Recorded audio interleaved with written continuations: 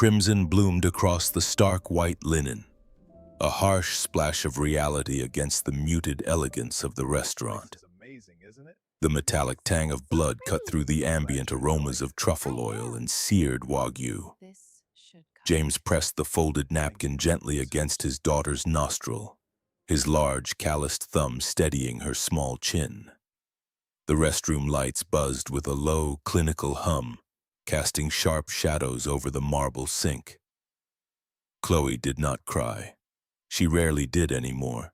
Her large, dark eyes mirrored a profound exhaustion that belonged on a face decades older than 7.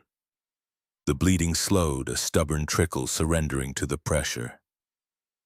James wet a paper towel with warm water, carefully wiping a stray drop from the collar of her faded but immaculately clean Peter Pan blouse. 5 years since Sarah's car slid on the black ice of the Mass Pike. 5 years of learning how to braid hair with mechanic's hands. Of memorizing pediatric cardiology terminology. Of standing as the sole barrier between his child and a world that demanded perfection. He smoothed her dark curls, offering a small, reassuring smile that required muscles he felt were permanently fatigued. They walked back into the main dining room of the Back Bay Bistro. The ambient noise of clinking crystal and hushed, wealthy conversations felt abrasive. James guided Chloe back to their corner booth, his worn dress shoes silent on the polished hardwood. Vanessa was checking her phone, the glow of the screen illuminating a deep frown line between her perfectly arched brows.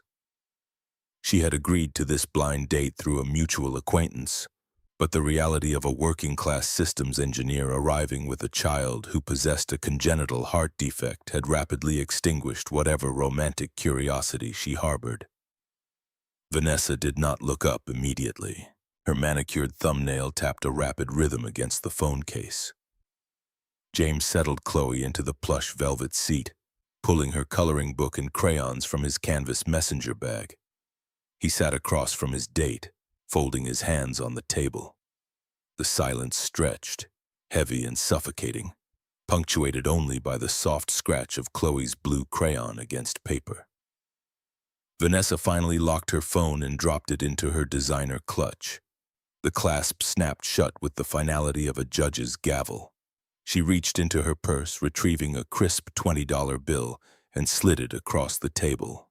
The paper stopped right at the edge of James's water glass. Her voice was low, laced with a practiced, condescending pity. "Look, you seem like a good person, but I can't take this on. I'm looking for a partner, not a charity project. I can't shoulder a mechanic's life and a sick kid." James looked at the green bill. The ambient chatter of the restaurant faded into a dull roar in his ears. The insult was not new, but the blunt force of it, delivered directly in front of his daughter, sent a spike of cold fury through his chest. He did not raise his voice. He did not slam his fist. The strength of his restraint was far more intimidating than any outburst. He reached forward, picking up the $20 bill with slow, deliberate precision. He placed it back on Vanessa's side of the table, smoothing the edge with his thumb. The words left his mouth with absolute, unshakable clarity. "I have dignity. I deserve respect.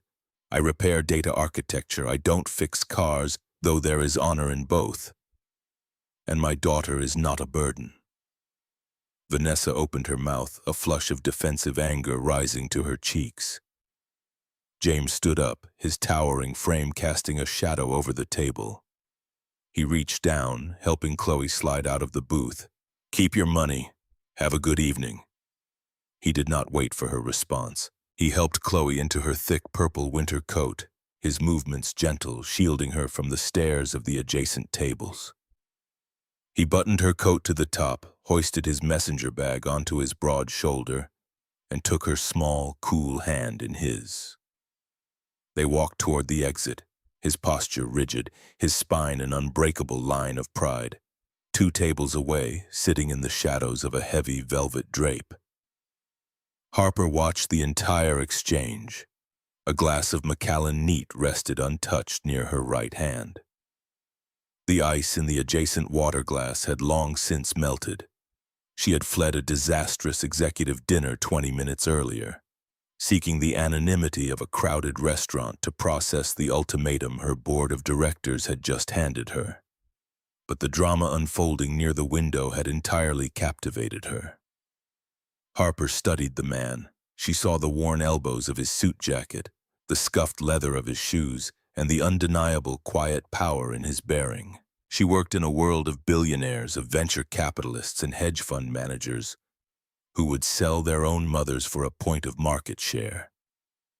She spent her days surrounded by men who measured their worth in offshore accounts and proxy votes. Yet the man walking out the door possessed a raw, unapologetic integrity she had not witnessed in a decade. He had refused the money. He had refused the pity.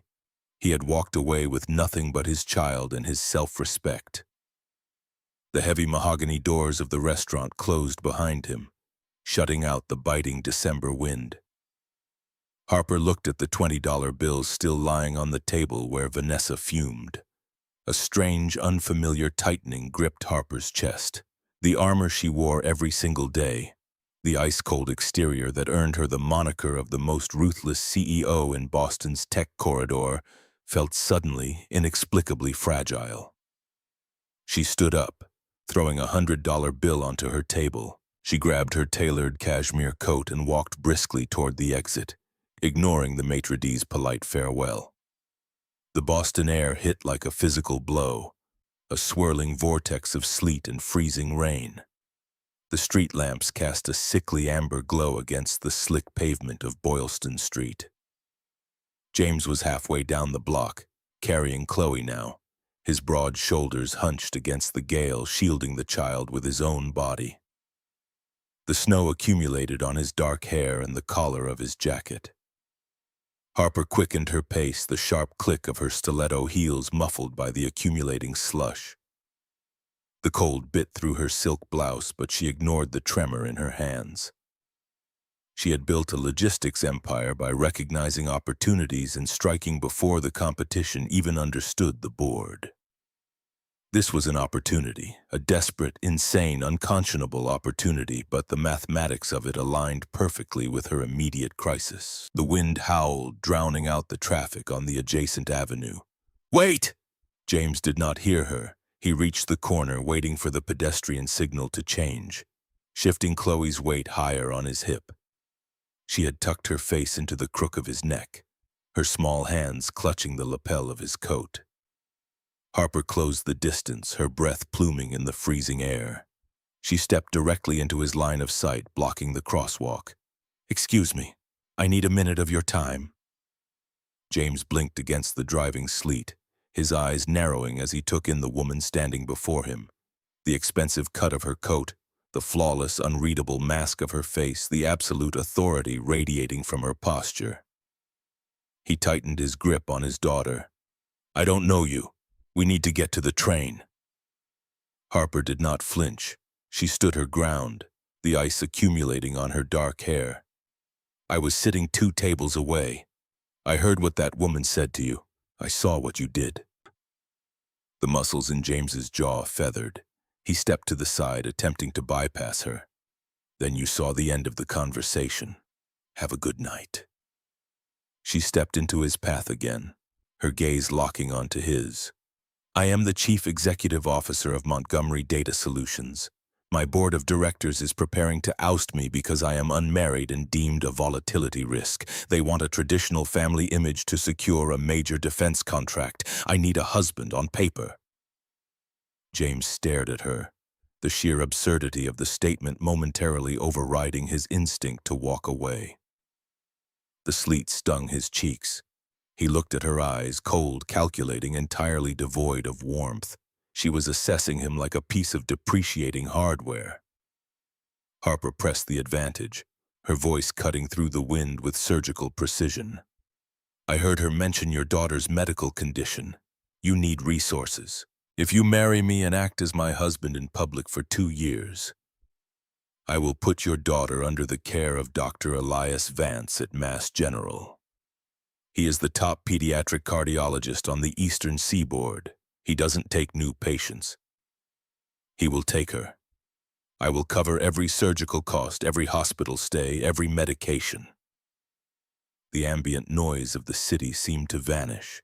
The only sound was the rhythmic, labored breathing of his daughter against his collarbone.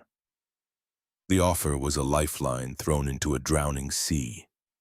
It was the answer to prayers he had whispered into the dark ceiling of his bedroom for 3 years.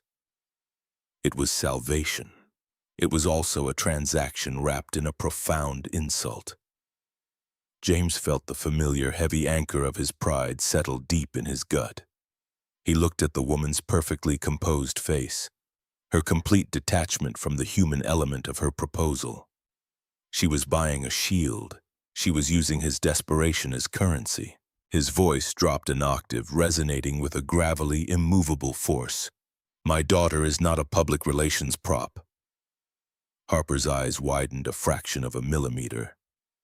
I am offering to save her life.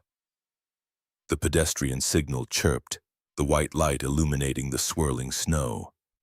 James stepped off the curb, brushing past her shoulder. Intent doesn't erase impact. You heard that woman insult me, and your first instinct was to figure out how to buy me. Find another shield. He walked away, his long strides eating up the distance to the subway entrance. The snow swallowed his silhouette, leaving Harper standing alone on the frozen corner. The wind whipped her coat around her legs. She stared at the empty space where he had stood. In the ruthless corporate ecosystem she dominated, everyone had a price. Everyone capitulated when the number was high enough. This man had looked at a blank check for his child's life and chosen his honor over her money. The ice in her chest cracked, a sharp, unfamiliar ache blooming behind her ribs. The next morning, the fluorescent lights of the Waltham data center hummed with a frequency that James felt in his teeth. The temperature was maintained at a precise 68 degrees, the air bone-dry and smelling faintly of ozone and heated copper. Rows of towering black server racks stretched into the distance like a silicon monolith graveyard.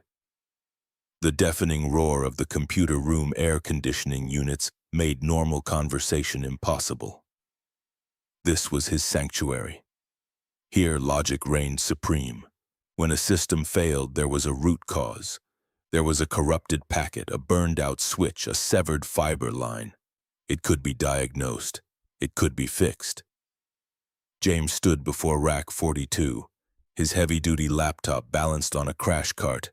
The terminal screen scrolled rapidly with lines of diagnostic code, reflecting in the dark lenses of his safety glasses. The primary database cluster for a regional hospital network was experiencing severe latency. Packets were dropping at an alarming rate.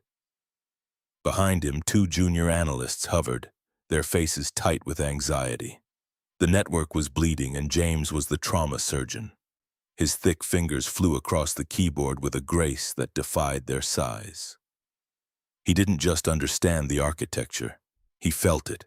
He traced the routing tables, his mind visualizing the invisible rivers of data flowing through the miles of yellow and blue fiber optic cables strung through the ceiling trays. He found the choke point. A redundant firewall had misconfigured during a routine overnight update, creating a broadcast storm that was suffocating the core switch. He isolated the port, the code executed. The terminal screen paused, then flooded with green confirmation lines. The latency graph on the secondary monitor plummeted back to baseline. The data flowed freely again. A collective sigh of relief hissed through the junior analysts. James closed the terminal, unhooked his console cable, and pushed the crash cart back toward the staging area. He was good at this. He was exceptionally, undeniably competent. He built systems that lasted. He protected the infrastructure that kept the modern world breathing. He commanded the absolute respect of every technician and engineer on the floor. He stripped off his anti-static wrist strap, rubbing the bridge of his nose. Competence was a quiet satisfaction, but it did not alter the fundamental mathematics of his existence. He walked into the break room, the sudden absence of the server roar leaving his ears ringing. He pulled a battered thermos from his locker, pouring lukewarm black coffee into a ceramic mug. His cell phone vibrated against the metal shelf. The caller ID displayed the main switchboard for Boston Children's Hospital. The quiet satisfaction of a job well done evaporated, replaced instantly by the familiar, suffocating grip of dread. James picked up the phone, pressing it tight against his ear, his knuckles turning white. The voice on the other end belonged to Dr. Aris's lead nurse. The tone was professional, sympathetic, and entirely uncompromising. The results of Chloe's echocardiogram from Tuesday had been reviewed by the surgical board. The stenosis in her aortic valve was accelerating faster than anticipated. The gradient pressures across the valve were critical. The Ross procedure, initially scheduled for the late spring, needed to be moved up to next month. James closed his eyes, leaning his heavy frame against the cold metal lockers. The linoleum floor felt unsteady beneath his boots. He listened to the dates, the pre-op requirements, the logistical details of open-heart surgery. He memorized them instantly, his brain shifting into the same diagnostic mode he used for failing servers. Gather data, formulate a plan, execute. Then came the transfer to the billing coordinator. The transition from medical urgency to financial reality was a brutal whiplash. The coordinator's voice lacked the nurse's sympathy. It was a voice accustomed to delivering catastrophic numbers. The insurance company had reclassified the urgency of the specific biological valve replacement. They were covering the hospital stay, the anesthesia, the primary surgeon. They were denying the cost of the proprietary valve harvesting and the out-of-network pediatric cardiac perfusionist required for the specific bypass machine. The out-of-pocket gap was delivered in a flat, monotone string of digits. $84,000, due prior to admission. The break room walls seemed to contract. The smell of stale coffee and microwave popcorn became violently nauseating. James stared at the scuffed toe of his steel-toed boot.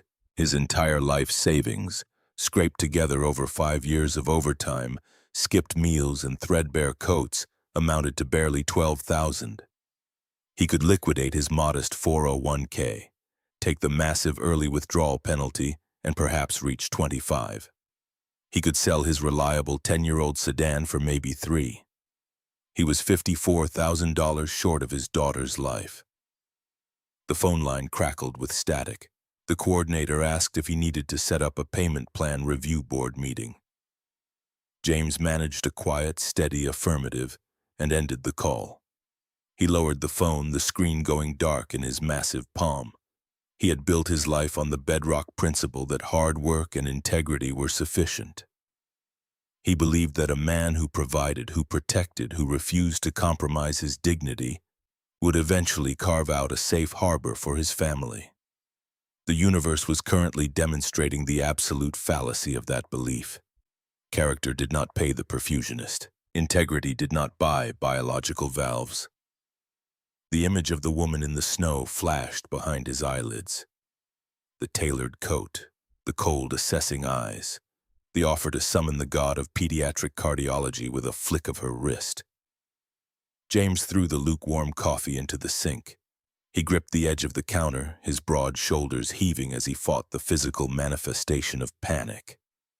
The structural failure of his financial reality was complete. He could not fix this with code. He could not rewire the banking system. He was a man drowning in a sterile sea, and the only piece of driftwood belonged to a shark. Miles away, bathed in the natural light of a 40th-floor glass corner office overlooking the Boston Harbor, Harper Montgomery sat perfectly still. The acoustic dampening in the walls of the executive suite eliminated all city noise, creating a vacuum-like silence that felt more oppressive than peaceful. She stared at the projection screen at the far end of the long mahogany conference table. The quarterly projections were flawless. The supply chain algorithm she had personally coded 3 years ago had reduced logistical overhead by 22%. Montgomery Data Solutions was cash-rich, expanding its market share and poised to swallow 2 regional competitors. By every objective metric, she was a spectacularly successful chief executive. By the subjective metrics of the 2 men sitting across from her, She was a liability. Bradley Pierce lounged in one of the ergonomic leather chairs, his custom-tailored Italian suit draping perfectly over his athletic frame. He was the majority shareholder proxy, a board member, and the man Harper had broken off an engagement with 3 years prior when she discovered his penchant for insider trading and younger assistants. Bradley smiled, a predatory curving of the lips that never reached his pale blue eyes. Beside him sat William Montgomery, her father, the founder of the company, a man who looked at his daughter and saw only an asset that was failing to appreciate in the manner he prescribed. William steepled his fingers, the heavy gold of his college-class ring glinting under the recessed lighting. The ultimatum was floating in the dead air between them, heavy and toxic. William cleared his throat, a sound like grinding stones.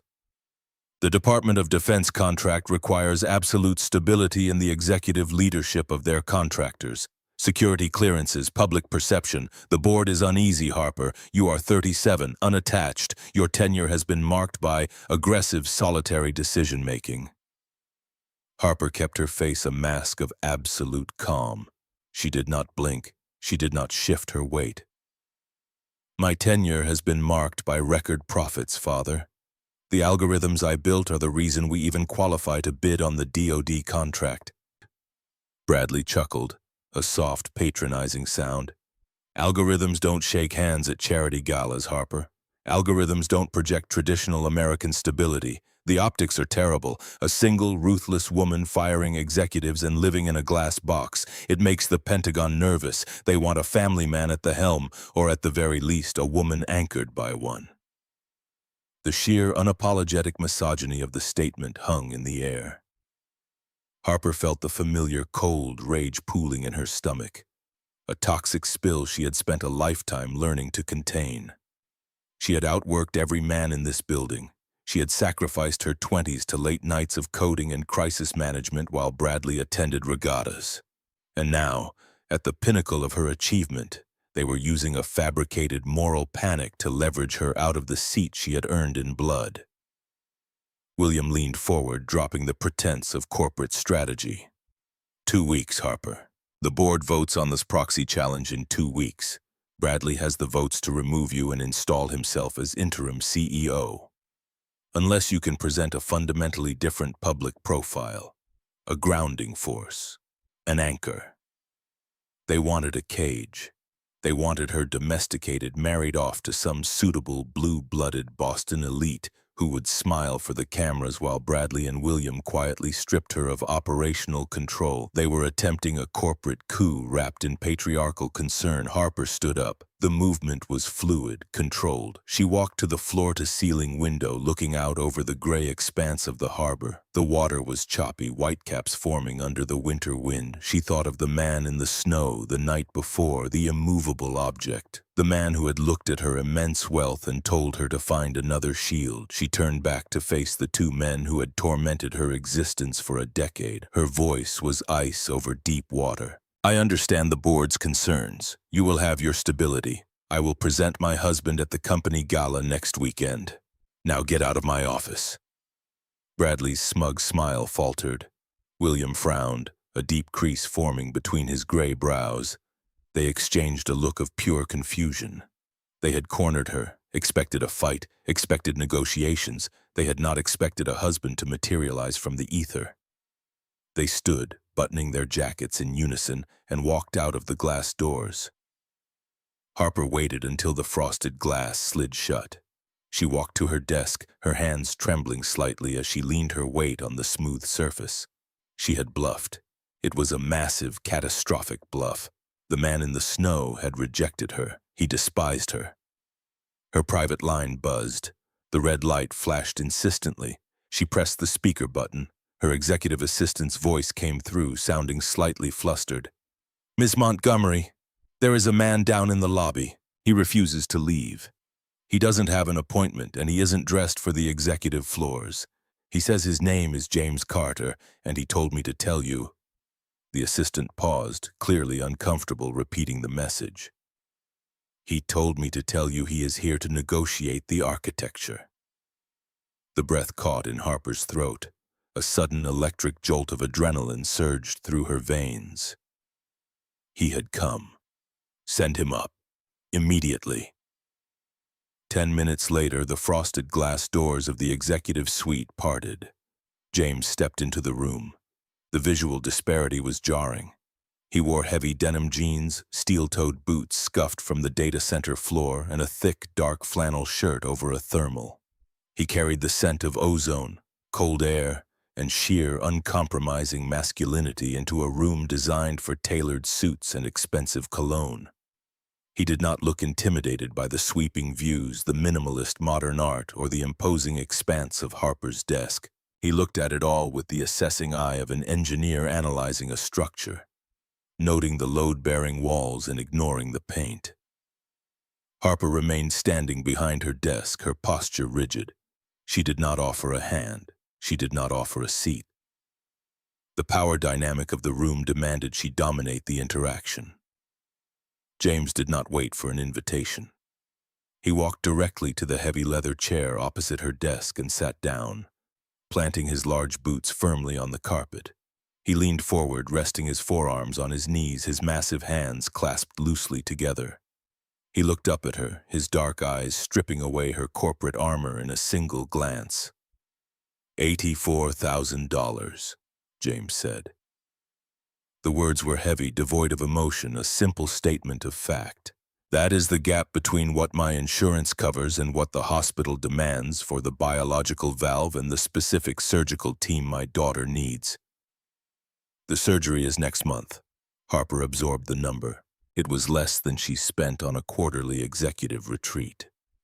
The insignificance of the amount compared to the agonizing weight it clearly placed on this man's soul was a stark reminder of the chasm between their worlds. She nodded slowly. I can authorize a wire transfer to the hospital billing department this afternoon. James raised a single finger, stopping her. The gesture was absolute. We are going to establish the parameters of this architecture right now, or I walk back out the door. You are not buying me. You are not my employer. We are executing a mutual contract.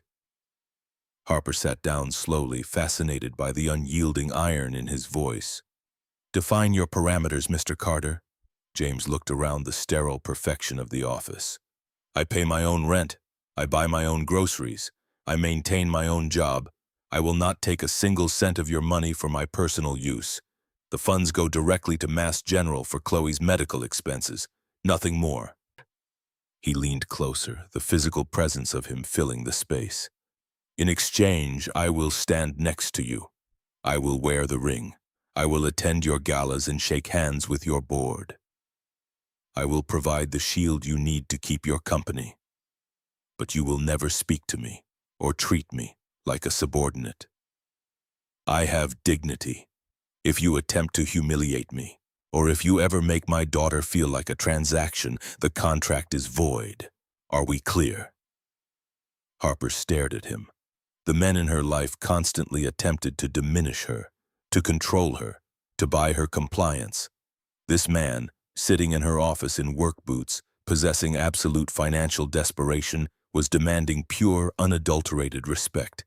He was terrified for his child. She could see it in the tight lines around his eyes, but his spine remained unbroken. I build systems that last, James continued, his voice dropping into a low, resonant register. You build cages. We are going to build a system here, an equal partnership. If you can't handle a partner who won't bow to you, tell me now. A profound, terrifying respect blossomed in Harper's chest. The ice around her heart fractured further. She had sought a prop, a temporary fix. She had accidentally invited a force of nature into her life. She reached into her top drawer, pulling out a heavy, cream-colored dossier. It was the prenuptial agreement her lawyers had drafted overnight, anticipating a negotiation over millions in alimony and asset division. She looked at the document, then looked at James. She picked up a heavy silver pen and crossed out entire pages of text with swift, violent strokes. She crossed out the spousal support clauses. She crossed out the asset division. She wrote a single overriding addendum in the margins. Medical expenses for Chloe Carter to be paid in full, directly to providers. No other financial exchange authorized. Mutual respect mandated. She slid the modified document across the desk, turning it to face him. She placed the silver pen on top of the paper. "Equal partnership, Mr. Carter," Harper said, her voice softer than it had been in years. "You have my word." James looked at the crossed-out pages. He picked up the pen. The silver metal felt unnatural in a hand accustomed to wrenches and fiber strippers. He did not hesitate. He signed his name with bold, aggressive strokes. The ink bled slightly into the thick paper. He pushed the document back across the desk. The deal was struck.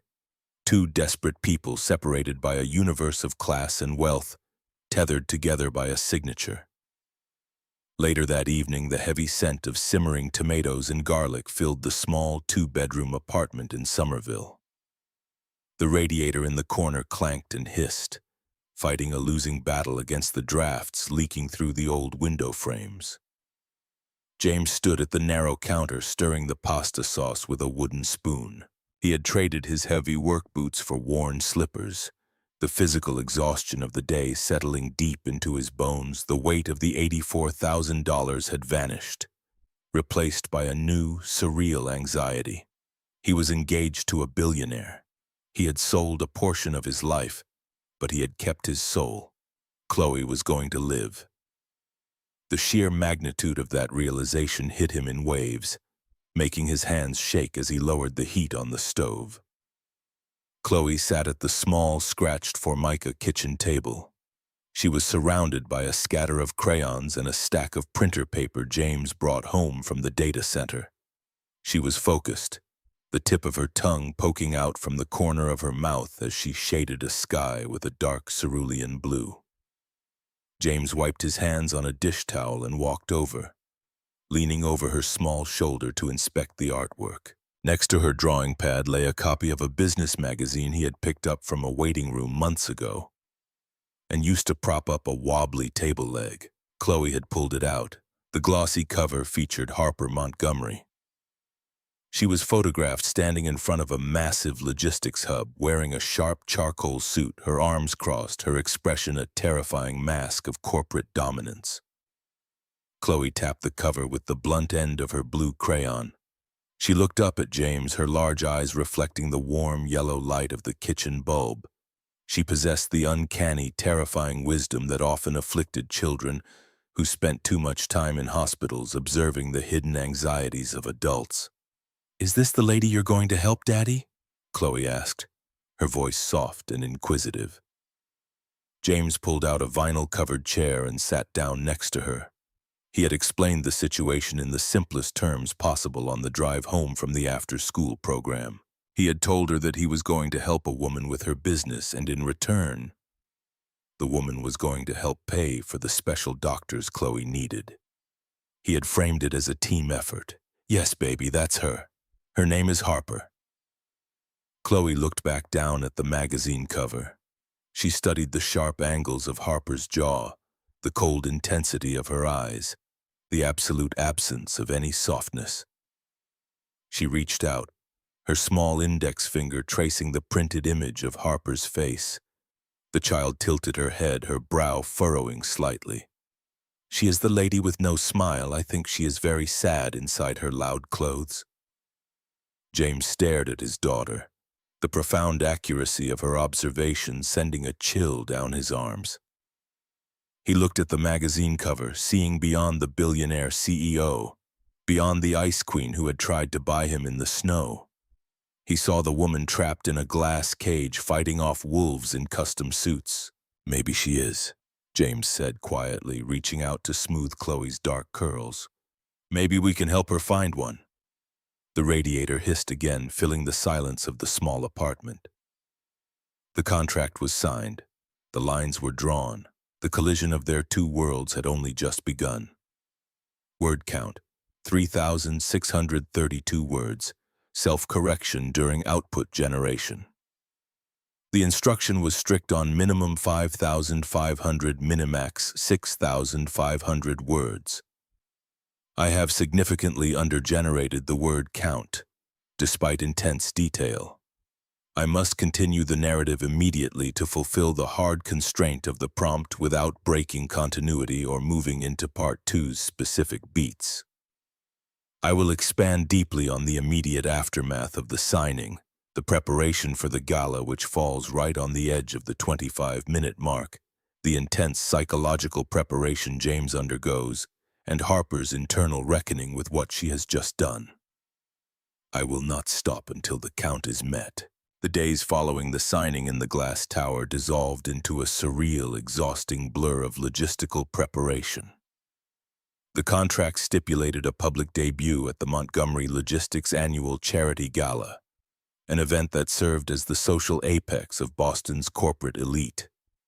For Harper, it was the battleground where she would unveil her shield.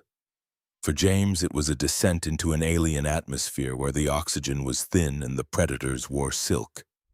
Harper's executive assistant, a hyper-efficient woman named Elise, who communicated entirely in clipped sentences and color-coded calendar invites, assumed control of James's schedule with terrifying zeal. The initial friction occurred over the issue of wardrobe. Elise had dispatched a tailor from Newbury Street to James's data center, intending to measure him for a bespoke tuxedo amidst the humming server racks. James had intercepted the man at the security desk, politely but firmly refusing entry. He called Harper's direct line from his mobile, standing in the cold loading dock of the facility. The concrete walls echoed with the rumble of idling delivery trucks. When Harper answered, her voice was crisp, expectant. James did not waste time with pleasantries. He asserted the boundaries they had established. He would not be dressed like a proprietary asset. He would not have her staff swarming his workplace. He owned a suit. It was a dark, conservative wool blend he had purchased for Sarah's funeral and worn to every important meeting since. It was clean, it was pressed, and it was his. Harper had paused on the other end of the line. The silence stretched, a silent negotiation of power over a cellular connection. She could have insisted. She could have leveraged the medical payments. Instead, she yielded. The quiet concession was a microscopic crack in her authoritarian facade, a begrudging respect for his unyielding grip on his autonomy. The evening of the gala arrived with the biting chill of late January. James stood in the narrow bathroom of his Somerville apartment, staring at his reflection in the mirror above the pedestal sink. The silver backing of the glass was flaking at the edges. He adjusted the knot of his dark tie, his thick fingers moving with practiced precision. The suit fit him well across the shoulders, though the style was undoubtedly a decade out of date. He looked like exactly what he was, a working man preparing to infiltrate a fortress of immense inherited wealth. Chloe stood in the doorway wearing her favorite flannel pajamas featuring faded cartoon penguins. She held her worn stuffed rabbit by one long ear. She watched him with solemn, unblinking eyes. The shadows under her eyes seemed slightly darker tonight, a visual reminder of the ticking clock inside her chest. The surgery date was locked in. The wire transfer had cleared the hospital's accounting department 2 days prior. The relief should have been absolute, but it was heavily burdened by the looming performance he was about to give. He knelt down on the linoleum floor, bringing himself to her eye level.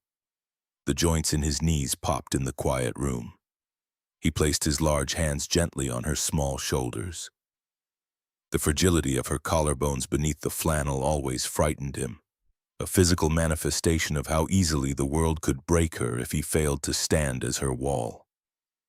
"You look like a secret agent, Daddy," Chloe whispered, reaching out to touch the lapel of his jacket. James managed a genuine, albeit tired, smile. "Just a man going to a fancy dinner for work, baby. Mrs. Gable is going to read you 2 stories tonight, and I will be back before you wake up." Chloe tilted her head, her wise, ancient gaze piercing straight through his bravado. Are you fighting bad guys tonight, Daddy? The question caught him off guard. The profound intuition of a child stripping away the adult complexities of corporate proxies and hostile takeovers. He thought of the men Harper had described, the father who viewed her as a pawn, the ex-fiancé who wanted to steal her crown. They wore tuxedos instead of masks, but their intent was just as destructive. I'm helping someone protect what belongs to them, James answered carefully, pulling her into a gentle embrace, mindful of the pressure on her chest. Sometimes fighting the bad guys just means standing your ground and not letting them push you. You remember that? He kissed the crown of her head, breathing in the scent of her strawberry shampoo. He stood up, the mantle of his responsibility settling heavily onto his shoulders. He was not just acting as a shield for a billionaire. He was defending the life of his child. There was no room for hesitation. There was no room for intimidation. An immaculate black town car waited at the curb outside his apartment building. The driver, a silent man in a dark suit, held the rear door open. James slid into the leather interior, the scent of expensive polish and chemical air freshener a sharp contrast to the smell of old brick and radiator heat he left behind. The car glided away from the curb, navigating the narrow streets of Somerville before merging onto the highway toward downtown Boston. The transition from his world to hers was visual and visceral. The modest multifamily homes gave way to towering glass monoliths and historic brownstones lit by gas lamps. The car pulled up to the grand entrance of a historic hotel in Copley Square. The street was clogged with luxury vehicles, the sidewalks swarming with paparazzi and onlookers shivering behind velvet ropes. James stepped out of the car into the blinding flash of cameras. He did not blink. He did not smile. He buttoned his suit jacket, his face a mask of absolute impenetrable calm. He walked up the red-carpeted steps, his physical presence parting the crowd of photographers. He carried himself with the heavy, undeniable gravity of a man who knew exactly who he was and, more importantly, who he was not. Inside the grand foyer, the air was thick with the scent of expensive perfumes and massive floral arrangements. The vaulted ceilings echoed with the sharp laughter and hushed deals of the city's power brokers. James stood near a marble pillar, scanning the crowd. He felt the weight of 100 assessing gazes.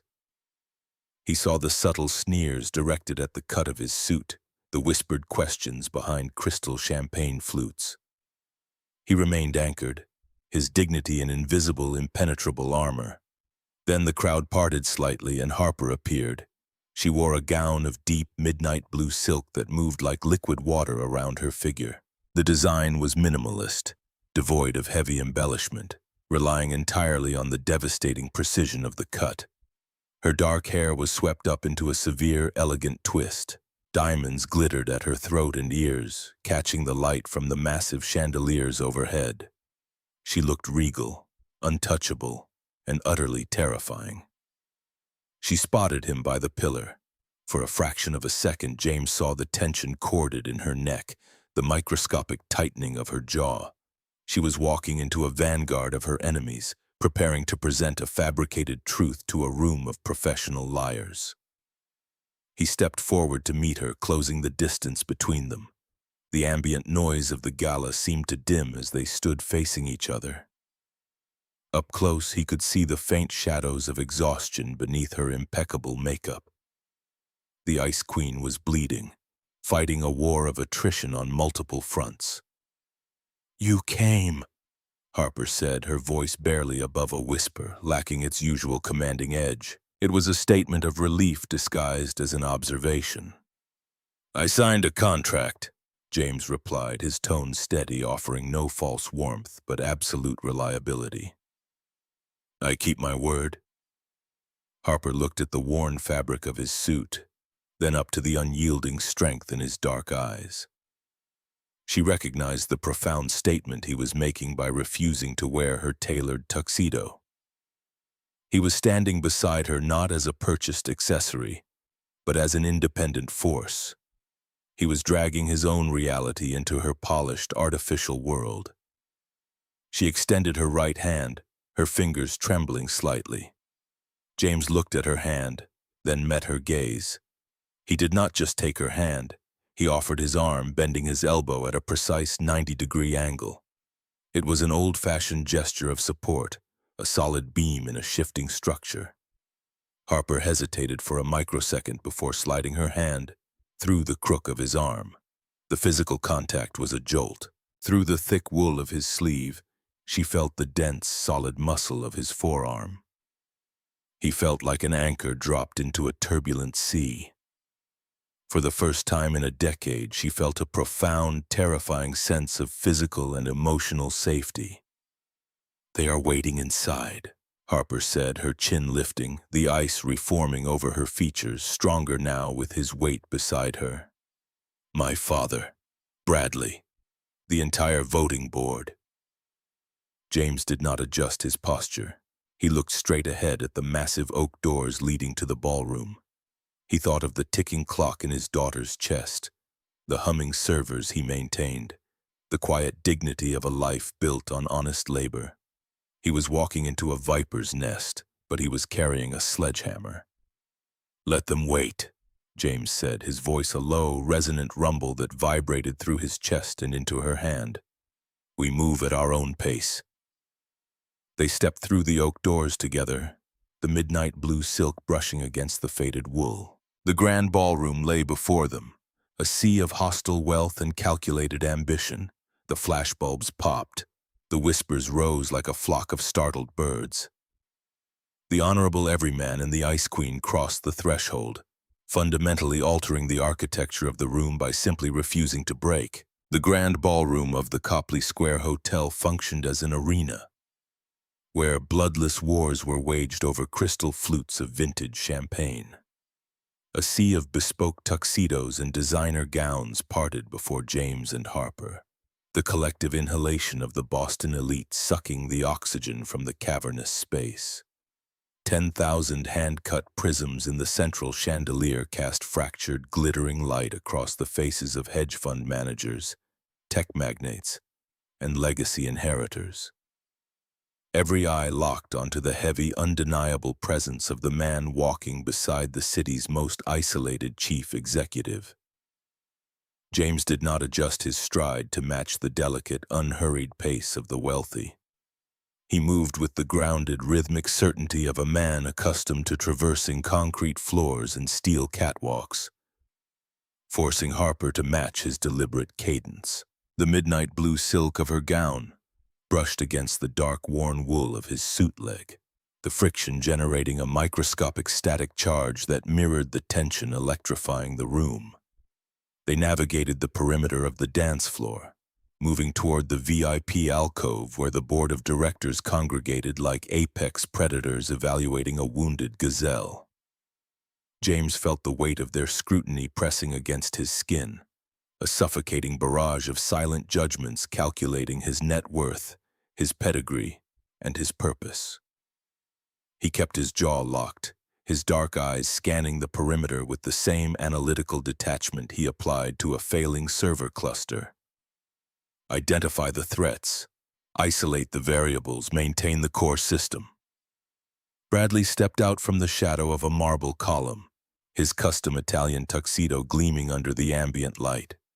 He swirled amber liquid in a heavy crystal tumbler, a predatory smirk curving his lips. Flanking him was William, his posture rigid with patrician outrage, his silver hair catching the chandelier's glare.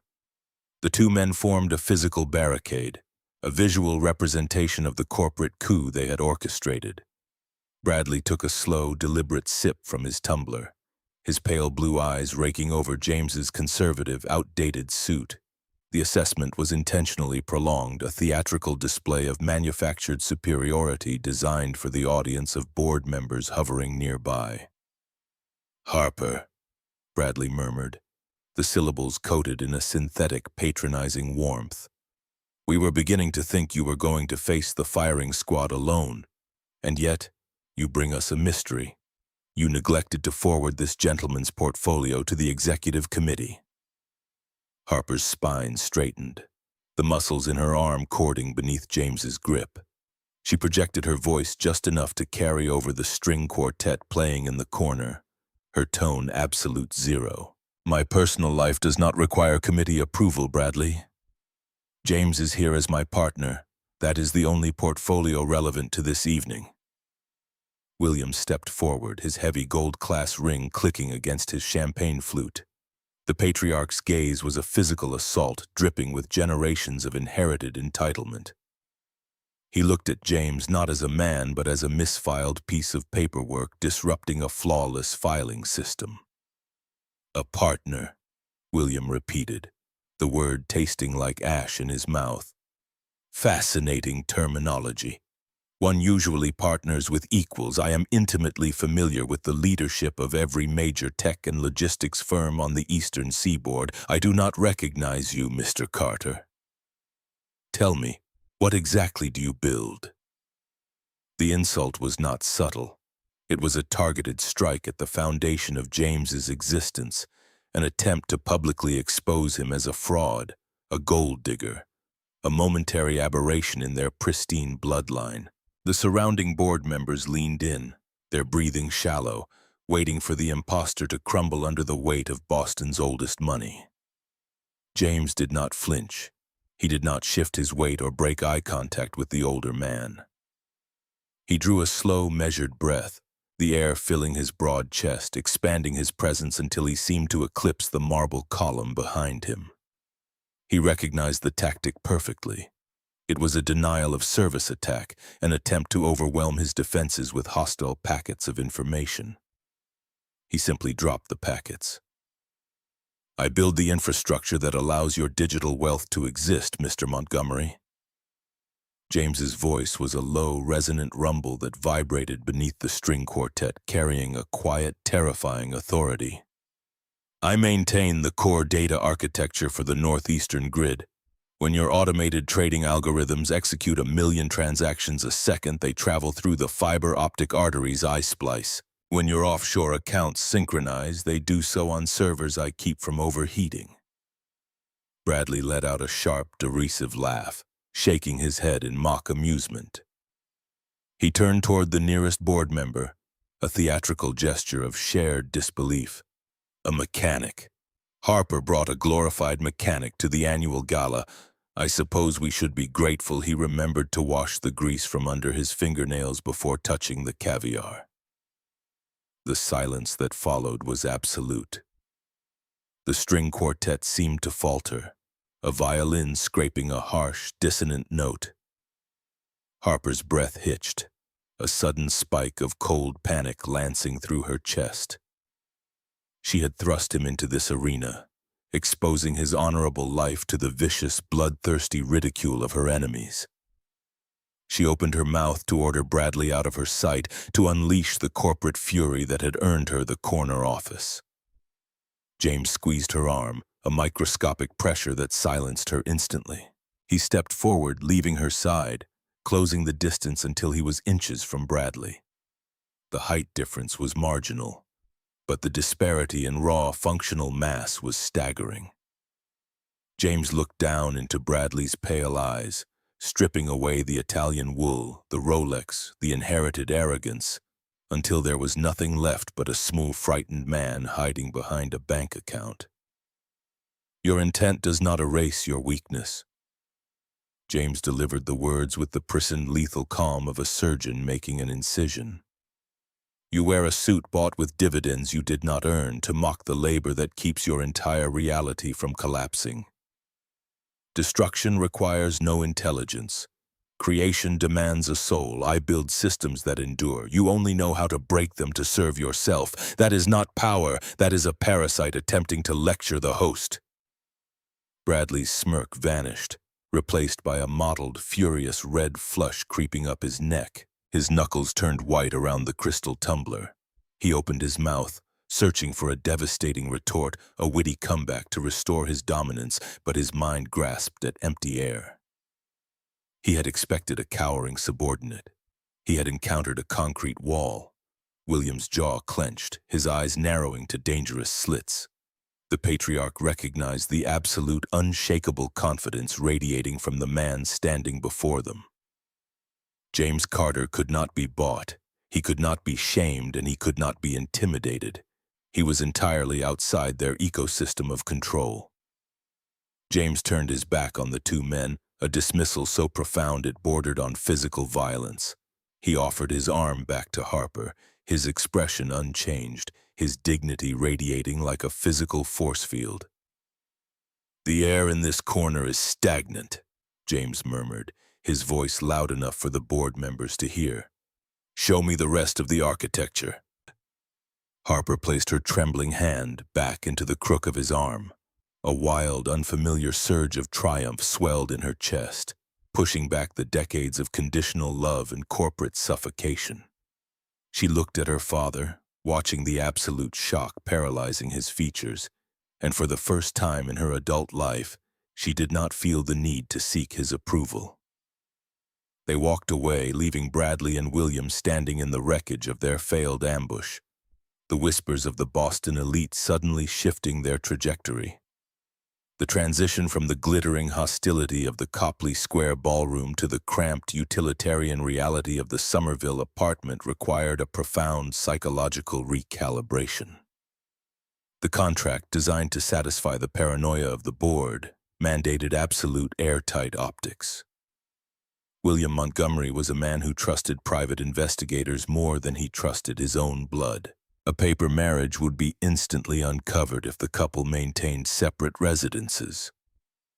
Harper arrived late Friday evening, the tires of her sleek black sedan crunching over the frozen slush lining the narrow working-class street. She carried a single understated leather overnight bag. The physical environment was a violent shock to her senses. The hallway of the triple-decker apartment building smelled faintly of boiled cabbage and old floor wax. The wooden stairs groaned beneath her stilettos, the faded floral runner worn thin in the center from decades of heavy boots. James opened the door before she could knock. He wore faded denim jeans and a thermal shirt pushed up past his elbows, his forearms dusted with white drywall powder. The ambient temperature of the apartment was hovering barely above freezing. "The primary boiler for the building failed an hour ago," James stated, stepping aside to let her enter. "The landlord is currently unreachable, likely asleep in a different state. The backup electrical baseboards in this unit have a localized short in the main breaker panel." Harper stepped into the small living room. The furnishings were modest, purchased secondhand, and kept meticulously clean. A small battered television sat on a particle board stand. A framed photograph of a beautiful, smiling woman with dark skin and bright eyes rested on a side table. Sarah, the ghost in the architecture. Harper set her leather bag down by the door, her cashmere coat suddenly feeling absurdly out of place. Chloe was bundled in a massive, puffy down jacket, sitting cross-legged on the faded rug, coloring by the light of a battery-powered camping lantern. Her small nose was pink from the cold, but she looked up and offered a gap-toothed, genuine smile. "Hello, Harper," Chloe chirped, her breath forming a tiny cloud in the frigid air. "Daddy is fighting the bad electricity so my toes don't freeze." The sheer, unadulterated innocence of the child pierced Harper's corporate armor. She walked over, kneeling awkwardly on the rug in her designer slacks. "Hello, Chloe. Your dad seems very good at fighting bad electricity. I have to bypass the corroded bus bar and route the baseboard load through a secondary tandem breaker," James called out from the narrow hallway. Harper stood and walked toward his voice. James was standing in front of an open electrical panel set into the plaster wall. A heavy canvas tool bag lay open at his feet, spilling an array of wire strippers, voltage meters, and insulated screwdrivers. He wore a thick leather headlamp, the beam cutting through the gloom, illuminating the chaotic tangle of red, black, and white copper wires. He moved with absolute, terrifying competence. His massive hands manipulated the delicate copper strands with surgical precision. He was not guessing. He was reading the electrical current like a native language. "Hold this," James commanded, not looking away from the panel. He thrust a heavy, rubber-handled pair of linesman pliers toward her. Harper blinked. In her world, if the heat failed, she summoned a building manager, who summoned a contractor, who summoned a technician. She had never touched a raw tool in her life. She hesitated, looking at her manicured nails, then reached out and gripped the heavy steel. The metal was freezing. "When I pull the main cartridge fuse, the hall light will drop," James instructed, his voice steady, focused entirely on the mechanical problem. "I need you to shine the flashlight on your phone directly onto the lower left quadrant of the panel. Keep your hands entirely clear of the exposed lugs. That is 240 volts of raw alternating current. It will stop your heart before you feel the pain."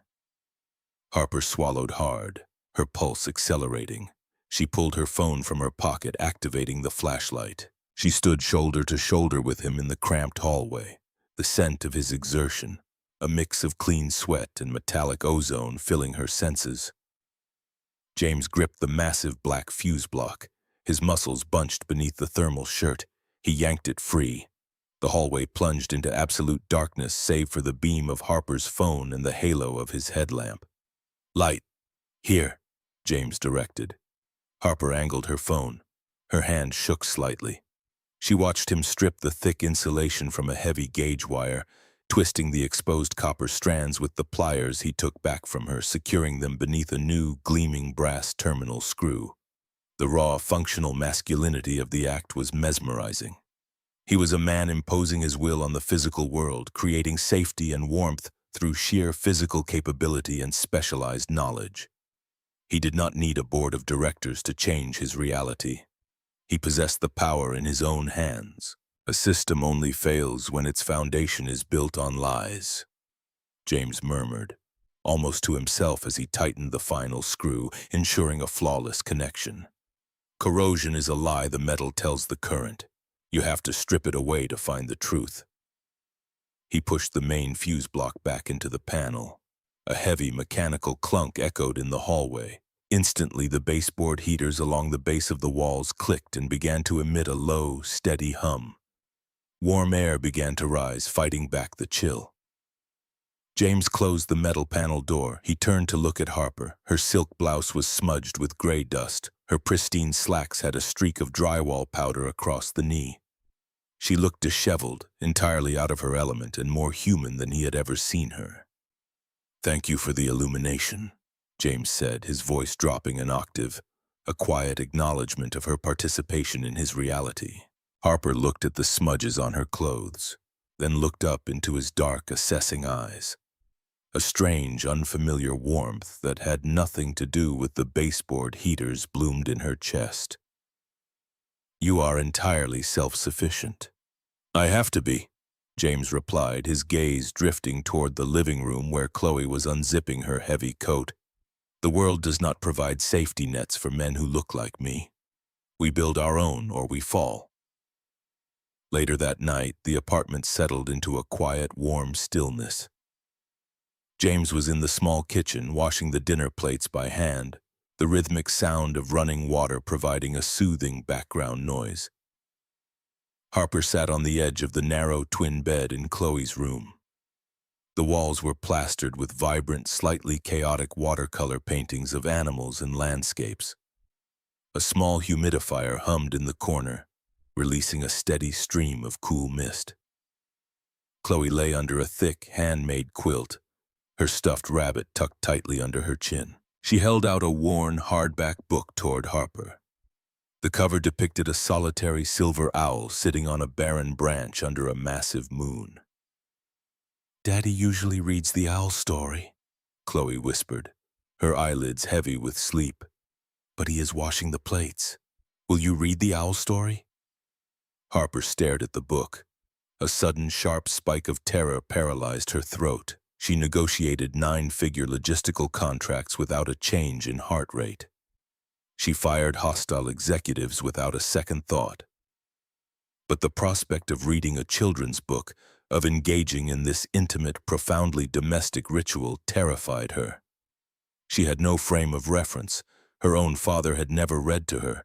He had handed her annual reports to review by the time she was 10.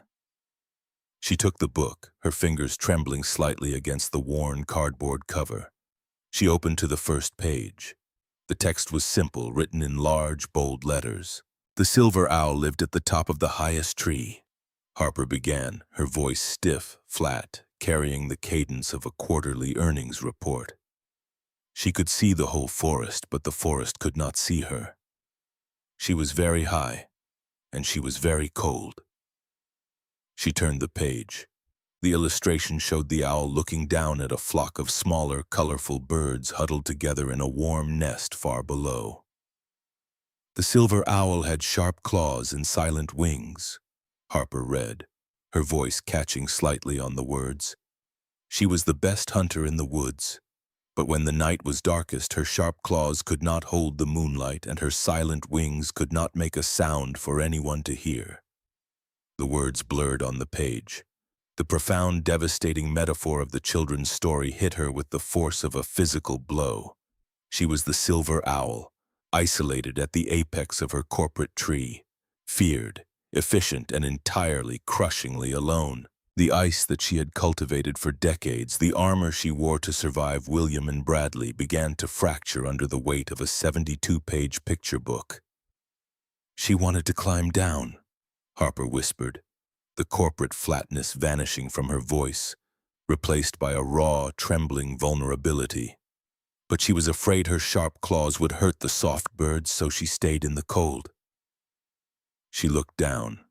Chloe's eyes were closed, her breathing slow and rhythmic. The child had fallen asleep, lulled by the sound of a voice that had never known how to comfort. Harper sat frozen on the edge of the bed, a single hot tear tracking down her flawless cheek, dripping onto the page of the book. James stood in the doorway, leaning against the frame, a dish towel slung over his shoulder. He had watched the entire exchange, witnessing the exact moment the CEO dismantled her own barricades. He saw the tear fall. He did not speak. He did not intrude on the quiet devastation of her realization. He simply stood guard over the room, recognizing that the woman sitting on his daughter's bed was no longer a hostile contractor, but a fellow casualty in need of a safe harbor. 3 days later, the sterile, hypersonic reality of corporate warfare resumed.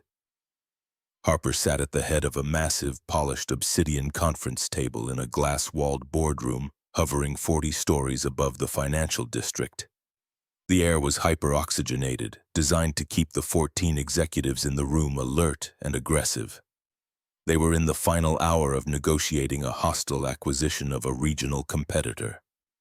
Spreadsheets, non-disclosure agreements, and term sheets littered the table like casualties of war. Bradley sat to her right, his posture aggressive, his voice sharp as he debated the valuation of the target company's server farms. William sat at the far end, observing the carnage with silent approval. This was Harper in her element. She was dismantling the opposing legal counsel's arguments with terrifying mathematical precision. She was a weapon forged in the fires of extreme capitalism. Inside her tailored blazer, resting against her ribs, her personal cellular phone vibrated. It was a specific, sustained rhythm. 3 short bursts, a pause, 3 short bursts. Harper stopped speaking mid-sentence. The silence in the room was instant and profound. The opposing counsel, an older man with a formidable reputation, looked up in confusion. James had insisted on programming a custom vibration pattern into her phone for one specific number, the emergency line for Chloe's elementary school nurse. He had demanded that no matter where she was, no matter what boardroom she was dominating, if that pattern triggered, the contract mandated immediate response. He could not carry a phone onto the data center floor. She was the secondary contact. Harper reached into her blazer, withdrawing the device. She looked at the screen. The caller ID confirmed the nightmare. "Harper!" Bradley snapped, irritation flashing in his pale eyes. "We are establishing the baseline for the asset liquidation. Turn that off." Harper stood up. The movement was not smooth or calculated. It was sudden, almost violent. Her heavy leather chair rolled back and slammed into the glass wall behind her. "The acquisition is suspended," Harper stated, her voice devoid of its usual icy control, laced instead with a raw, primal panic. William slammed his palm flat against the obsidian table. "Have you lost your mind? We have them against the ropes. If we walk out now, the valuation drops 10% by morning. Sit down." Harper looked at her father. She saw the absolute prioritization of the deal over human existence. She saw the cage he had built for her, constructed of balance sheets and market shares. She thought of the small girl in the flannel pajamas, the child who had recognized her sadness, the child whose heart was currently failing in a concrete school building. True power isn't the ability to buy a room, it's the strength to walk away from it. Harper did not realize she had spoken the words aloud until she saw the shock register on William's face. She turned and walked out of the glass boardroom, leaving hundreds of millions of dollars bleeding on the table. She ran down the executive corridor, her stilettos sinking into the plush carpet, her fingers shaking so violently she could barely operate the elevator panel. The transit across Boston was a chaotic, terror-fueled blur. Her driver shattered 3 traffic laws, navigating the labyrinth of downtown streets toward Massachusetts General Hospital. The winter sky was a bruised, oppressive gray, threatening snow. Harper stared out the tinted window, her mind trapped in a loop of horrific possibilities. She had signed a contract to provide a shield. She had promised to secure the surgical timeline. She had failed to account for the unpredictable cruelty of biology. The pediatric intensive care unit at Mass General operated on a different frequency than the rest of the world. The air smelled of sharp antiseptic, bleached cotton, and underlying unyielding fear. The only sounds were the rhythmic, terrifying beeps of life support monitors and the soft, urgent squeak of rubber-soled nursing shoes on polished linoleum. Harper burst through the double doors, her chest heaving, her tailored blazer abandoned somewhere in the back of her sedan. She scanned the waiting area. James sat in a hard, plastic chair in the corner of the sterile room. He was still wearing his heavy canvas work pants and a thermal shirt. He was covered in a fine sheen of cold sweat. His massive hands were clasped between his knees, gripping a small, faded purple backpack featuring cartoon penguins. The backpack looked absurdly small, impossibly fragile in his enormous grip. He was staring at the blank white wall opposite him, his entire body locked in a state of rigid, agonizing paralysis. Harper crossed the room, dropping to her knees on the hard linoleum floor directly in front of him. The impact bruised her kneecaps, but she did not feel it. She reached out, her trembling hands covering his white-knuckled grip on the small backpack. James slowly rotated his head to look at her. The unshakable, terrifying competence that defined his existence had vanished. The honorable everyman was broken. His dark eyes were wide, bloodshot, completely stripped of their analytical armor. He looked like a man watching his universe collapse into a singularity. "She collapsed on the playground," James rasped, his voice a jagged, broken sound that tore at Harper's chest. The gradient pressure spiked. The valve, it failed faster than the models predicted. They have her in stabilization. The surgical team is scrubbing in. They are moving the procedure to right now. He looked down at his hands, his broad shoulders beginning to shake with the suppressed force of his terror. "I build systems that don't fail. I maintain the architecture. I check the redundancies. I couldn't fix this. I couldn't stop the hardware from failing. I am useless." Harper gripped his hands tighter, her own manicured fingernails digging into his calloused skin. She felt the raw, devastating transfer of his agony. She had spent her life running from vulnerability, viewing it as a catastrophic weakness to be exploited by men like her father. Now faced with the purest manifestation of human suffering, her armor shattered completely. The heavy metal doors leading to the surgical theater swung open. Dr. Elias Vance, the apex predator of pediatric cardiology, walked out.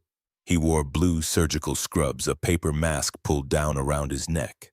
His expression was a carefully calibrated mask of professional gravity. James surged to his feet, dropping the purple backpack, his massive frame towering over the surgeon. Harper stood beside him, her hand instinctively anchoring itself to his belt loop, a desperate grasp for stability. "Mr. Carter," Dr. Vance began, his voice calm, measured, carrying the weight of 1,000 life-and-death pronouncements. "We have established bypass. The structural degradation of the native valve was severe, but we have successfully resected the tissue. The proprietary biological replacement is currently being seated. She is stable on the pump. The next 2 hours are critical for the reanimation of the cardiac muscle, but the immediate structural crisis is averted." The words hung in the sterile air, a complex medical translation of a single agonizing truth. She was not dead, but she was fighting on the razor's edge. James closed his eyes, a massive shuddering breath escaping his lungs. He nodded once, unable to form words. Dr. Vance offered a brief clinical nod and disappeared back through the swinging doors. The adrenaline that had sustained James for the past 2 hours evaporated instantly. His knees buckled. He fell back against the cinder block wall of the hallway, sliding down until he was sitting on the cold floor, his head resting in his hands. Harper stood looking down at him. The ambient beeping of the ICU monitors seemed to amplify in the silence. She looked down the long, fluorescent-lit corridor, a tunnel of bright, sterile suffering. She had purchased the surgeon. She had wired the funds. She had fulfilled the contractual obligation of the architecture. Yet, the victory felt entirely hollow. The transaction had not insulated her from the agonizing human reality of the outcome. She slid down the wall, sitting on the floor next to him. The silk of her expensive blouse snagged on the rough cinder block. She pulled her knees to her chest, wrapping her arms around her legs. "I am broken," Harper whispered, the words slipping out into the harsh hospital light. It was not a corporate admission of failure. It was a fundamental confession of the soul. James lifted his head slowly, looking at her profile. Her perfect makeup was smeared, her hair escaping its elegant twist. Harper stared straight ahead at the opposite wall, her voice trembling, stripping away the decades of carefully constructed mythology. "My father looks at me and sees a depreciating asset.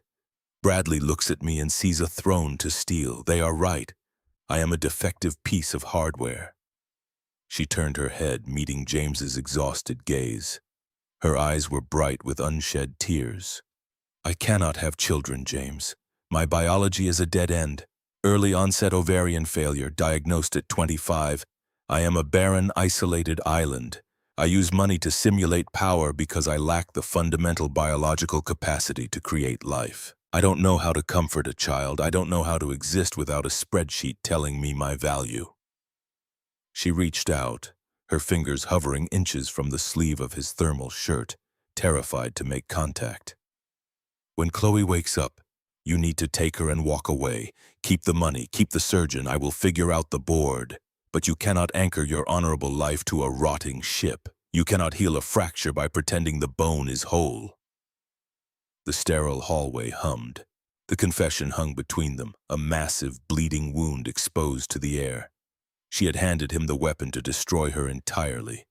She had offered him the exit clause, fully funded with no penalty. James stared at her.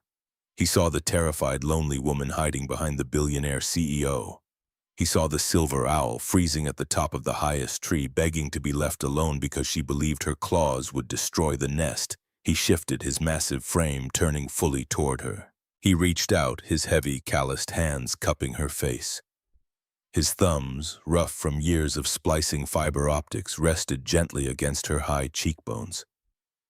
He did not let her look away. He anchored her in the physical reality of his presence. "Look at me," James commanded. His voice was not the roar of a furious mechanic or the cold detachment of a negotiator. It was the deep, resonant vibration of a man demanding absolute truth from a fractured soul. Harper tried to drop her gaze, her breath hitching, but his grip, while infinitely gentle, was immovable. She looked up into his dark, steady eyes. "You are not an asset. You are not a balance sheet. You are a woman who stood in a freezing parking lot and offered everything she had to save a child she did not know," James said, his voice dropping into a register of pure, unadulterated conviction. "You are the woman who got grease on her hands to keep my daughter warm. You left hundreds of millions of dollars bleeding on a table to sit on a hospital floor." His thumbs wiped away the tears tracking through her smeared makeup. "You do not measure the depth of an ocean by the foam on its surface. Your father and Bradley measure foam. They cannot see the ocean. I see the ocean." Harper let out a ragged sob, her hands coming up to grip his wrists, clinging to him like a lifeline in a hurricane. "Look at me and say it again," James demanded, the intensity in his eyes burning away the sterile hospital chill. "Claim your right to exist in the light. Tell me you are broken. Tell me you do not deserve a family." Harper opened her mouth, the decades of programmed self-hatred fighting against the absolute unconditional validation in his gaze. She tried to say the words, to retreat back into the safe, cold isolation of the ice. But the lie withered in her throat. She looked at the man who had refused to sell his dignity, a man who built systems that endured and realized he was offering to build one with her.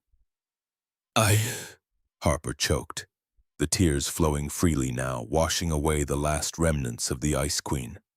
"I deserve a family." James pulled her forward, burying his face in her disheveled hair, his massive arms wrapping around her shaking frame. "Yes, you do, and you are going to help me build it." They sat on the linoleum floor, a mechanic and a billionaire, tethered together in the crucible of a pediatric ICU, the contract dissolving into ashes, replaced by the terrifying, undeniable reality of genuine connection.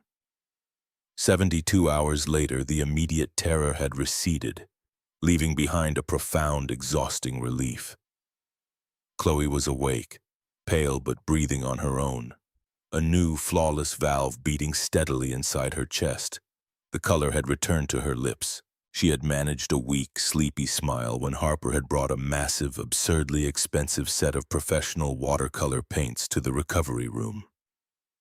James walked down to the hospital cafeteria on the ground floor to retrieve lukewarm coffee. He felt a quiet, simmering joy radiating in his chest. The architecture of his life was secure, his daughter was safe. The woman upstairs, sitting by the hospital bed, was no longer a shield, but a partner. He pushed through the heavy glass doors of the cafeteria.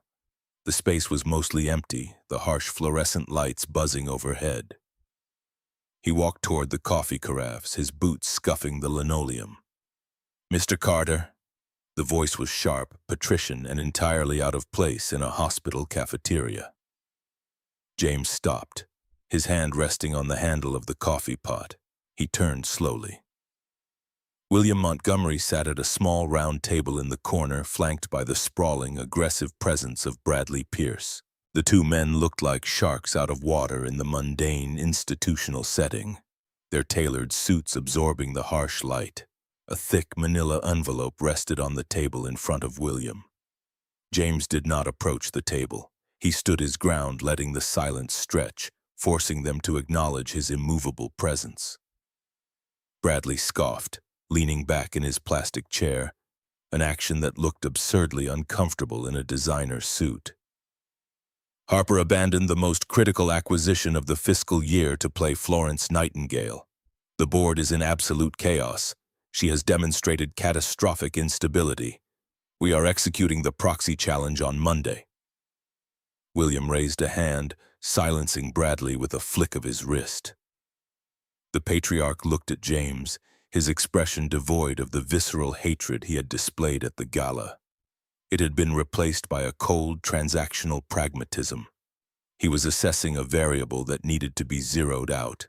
"My daughter is experiencing an emotional aberration, brought on by the stress of the board's demands," William stated, his voice smooth, reasonable, and utterly toxic.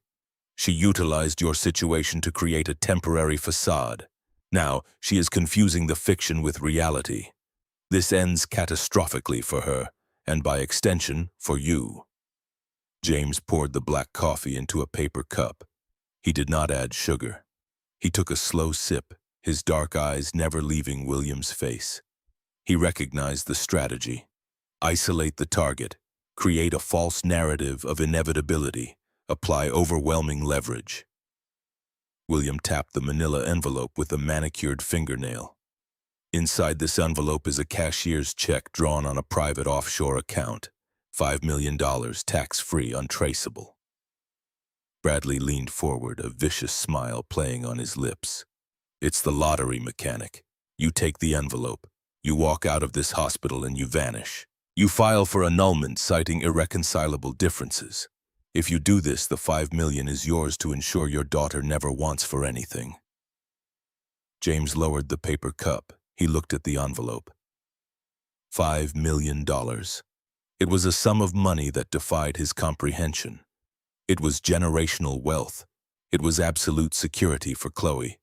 It was the ability to buy a house, to fund college, to never worry about a failing baseboard heater or a billing coordinator again. It was the temptation in the wilderness. "And if I decline your generous offer?" James asked, his voice low, betraying no emotion. William's pragmatic mask slipped, revealing the ruthless corporate warlord beneath. "If you decline, the reality of your situation will be brought to bear. The board will vote Harper out on Monday. Her assets will be tied up in litigation for years. We will ensure the insurance company audits the claim for your daughter's surgery, flagging the biological valve as experimental and unapproved under your tier. You will be responsible for the entire sum. Furthermore, my reach extends deeply into the infrastructure sector. You will find yourself unemployable at any data center within a 500-mile radius. You will lose your home. You will bankrupt your child."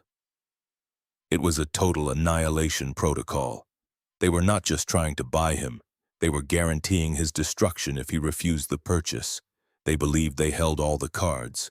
They believed that a man in canvas work pants would inevitably fold under the crushing weight of systemic power. James reached into the breast pocket of his heavy canvas shirt. He did not pull out a weapon. He pulled out a small, specialized digital multimeter, a tool used to measure precise electrical resistance and continuity. He had modified it. He pressed a small, recessed button on the side. A microscopic red LED pulsed twice. The localized high-fidelity audio recorder integrated into the casing was actively capturing the ambient frequency of the room. He walked slowly toward the table, his physical mass looming over the two seated men. He did not look at the envelope. He looked down into William's cold eyes. Dignity is not a currency. It cannot be exchanged, only surrendered. James delivered the words with the crushing weight of a falling anvil. You look at the world and see a ledger of debts and acquisitions. You believe that because you can purchase silence, you possess authority. You do not possess authority here. He leaned closer, resting his massive knuckles on the table, inches from the manila envelope. You threatened the life of my child to secure a boardroom vote. You threatened my ability to provide for my family. You crossed a line that a man who understands the foundation of his house does not cross. Bradley scoffed, attempting to project bravado, though a bead of sweat appeared at his hairline. Save the righteous indignation, Carter. You have no leverage. You are a ghost. Take the money or get crushed. James ignored Bradley entirely. He held William's gaze. I told you at the Gala, Mr. Montgomery, a system only fails when its foundation is built on lies. You are standing on a rotten foundation. I am going to walk back upstairs. I am going to sit beside my wife. And on Monday, I am going to watch your system collapse. James stood up straight. He picked up his paper cup of black coffee. He turned his back on the $5 million and the two most powerful men in Boston. He walked toward the elevators, his stride unbroken, his dignity a massive, impenetrable fortress, carrying the digital evidence that would burn their empire to the ground. The weekend dissolved into a fragile, exhausting vigil. The rhythmic, artificial hum of the pediatric intensive care unit gave way to the quiet, agonizing wait in the step-down ward. Chloe's color returned, a slow, miraculous bloom of oxygenated blood pumping through a flawless biological valve. The stark white bandages spanning her sternum starkly contrasted with the small, brave curve of her mouth. Harper remained tethered to the vinyl chair beside the hospital bed. Her phone remained dark, powered down and buried deep within her leather tote. The corporate empire she had built was actively organizing her execution, yet she found herself entirely consumed by the task of coaxing a 7-year-old to swallow crushed pain medication mixed with applesauce. The impending Monday morning board meeting loomed like an executioner's block, but the immediate reality of a functioning heartbeat eclipsed the threat of financial ruin. James moved through to the hospital room with the silent, heavy grace of a sentinel. He monitored the telemetry screens, interpreting the sinus rhythms and oxygen saturation levels with the same analytical intensity he applied to server load balancing. He did not speak of the encounter in the cafeteria. The $5 million bribe and the subsequent threats of systemic annihilation were locked away in a compartmentalized vault within his mind. He was meticulously constructing a counteroffensive. The audio file captured on his modified multimeter was only the primer. He needed the payload. While Harper slept fitfully in the cramped recliner, her silk blouse wrinkled and her immaculate posture surrendered to exhaustion. James sat in the dim light of the corridor. His heavy-duty laptop rested on his knees. He was navigating the labyrinthine architecture of the regional data grid. He possessed the administrative credentials for the physical infrastructure that housed Montgomery Data Solutions' off-site backups. Bradley Pierce believed he operated in a digitized vacuum, protected by elite corporate firewalls. Bradley failed to understand that the firewall itself relied on physical switches, routers, and fiber optic lines that James maintained. Lines of encrypted code scrolled across the dark screen, reflecting in the lenses of James's safety glasses. He was not hacking. He was performing an authorized diagnostic audit on a corrupted data stream. He traced the anomalies in the executive expense routing. He found the shadow accounts. The digital ledger revealed a meticulous, predatory siphoning of capital, diverted from international logistics contracts into a decentralized network of offshore shell corporations. The numbers painted a portrait of staggering, arrogant theft. Bradley was hemorrhaging the company's lifeblood to fund a private empire, while simultaneously leading the crusade for corporate purity. James compiled the data packets, layering them with impenetrable encryption, and transferred the payload to a heavy, ruggedized solid-state drive. He slipped the drive into the breast pocket of his canvas jacket, resting it directly over his heart. The architecture of his revenge was absolute. It was built on undeniable empirical truth. Sunday morning arrived with a pale, anemic sunlight filtering through the frost-streaked hospital windows. Dr. Vance signed the discharge papers, his clinical detachment softening into a rare, genuine smile as he listened to Chloe's chest with his stethoscope. The transition from the medical fortress back to the Somerville apartment was an exercise in extreme caution. James carried his daughter wrapped in a thick fleece blanket, navigating the icy sidewalks with deliberate, terrifying focus. Harper followed them, carrying the overnight bags and the absurdly large professional watercolor set. She stepped into the cramped, drafty apartment, the scent of old wood and radiator heat welcoming her like a sanctuary. This modest, working-class dwelling felt more secure than the fortress of glass and steel she commanded downtown. They settled Chloe onto the sofa, propping her up with a barricade of pillows. The child was exhausted, her eyelids drooping, her small hands clutching her faded stuffed rabbit. James adjusted the thermostat, ensuring the baseboard heaters he had repaired were radiating a steady, comforting warmth. Harper stood in the narrow kitchen, watching the father and daughter. The reality of the impending Monday morning crashed over her, a tidal wave of corporate consequence. William and Bradley had undoubtedly spent the weekend securing the proxy votes.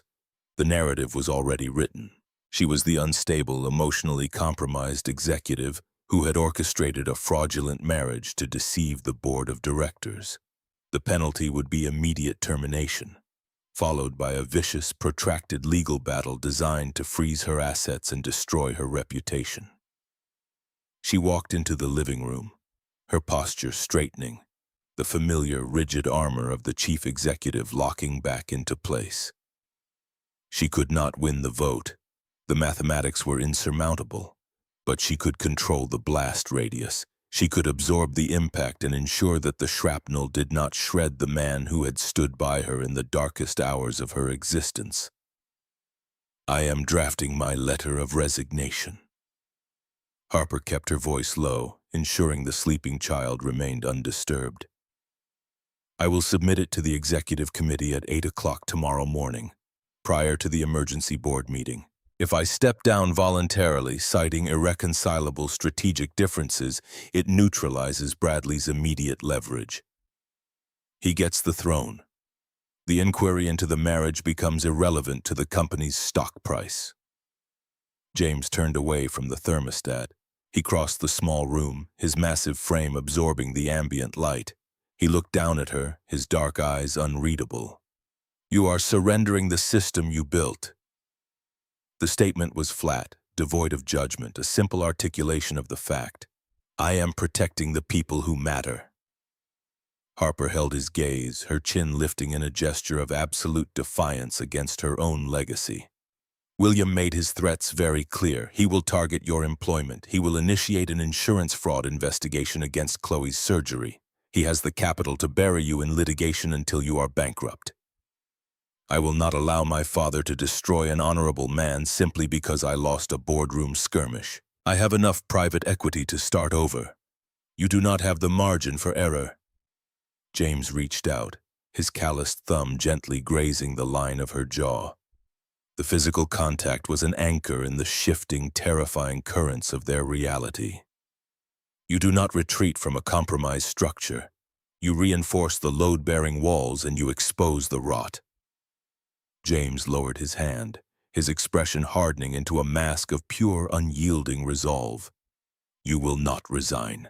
You will walk into that boardroom tomorrow and you will force them to show their hands. You will hold your ground. They have the votes, James. They have the fabricated narrative. It is a firing squad. Then let them line up. James turned back toward the kitchen, the ruggedized solid-state drive heavy in his pocket. A firing squad is only effective if their weapons are loaded with live ammunition. Bradley is firing blanks. He just doesn't know it yet. Monday morning broke over Boston with a bitter, unforgiving chill. The sky was the color of bruised iron. The towering glass monolith of Montgomery Data Solutions reflected the bleak cityscape, a fortress of commerce preparing for a public execution. The atmosphere within the executive suite on the 40th floor was electric with anticipation. Junior analysts whispered in the break rooms.